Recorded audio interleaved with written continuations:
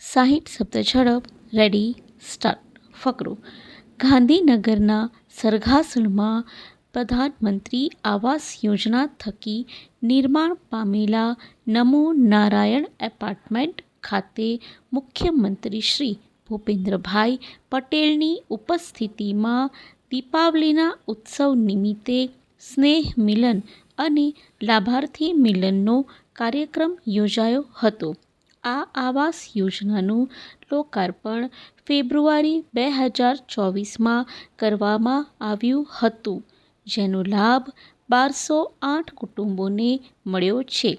ત્યારે લાભાર્થીઓના પરિવારની પોતાના ઘરમાં પહેલી દિવાળીની ઉજવણીના આનંદને બમણો કરવા મુખ્યમંત્રીશ્રીએ તેમની સાથે દિવાળીની ઉજવણી કરી હતી.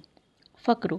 મુખ્યમંત્રીશ્રીએ લાભાર્થીઓને દિવાળીની શુભકામનાઓ આપતા સ્વચ્છતાને પ્રાધાન્ય આપવા માટે કહ્યું હતું કે આ સોસાયટી આજે જેટલી સ્વચ્છ છે તેટલી જ હંમેશા રહે અને ગાંધીનગરની સૌથી સ્વચ્છ સોસાયટી બને તે હવે આપ સૌની જવાબદારી છે. આ પ્રસંગે પ્રધાનમંત્રી યોજનાના લાભાર્થીઓએ મુખ્યમંત્રીશ્રી સાથે સીધો સંવાદ કર્યો હતો, જે અંતર્ગત નમો નારાયણ રેસિડેન્સીના મોનાબહેન દવેએ મુખ્યમંત્રીશ્રીને આવકારતા કહ્યું હતું કે આપના આગમનથી આજે નમો નારાયણ રેસિડેન્સી જાણે અયોધ્યામાં પરિવર્તિત થઈ ગઈ છે.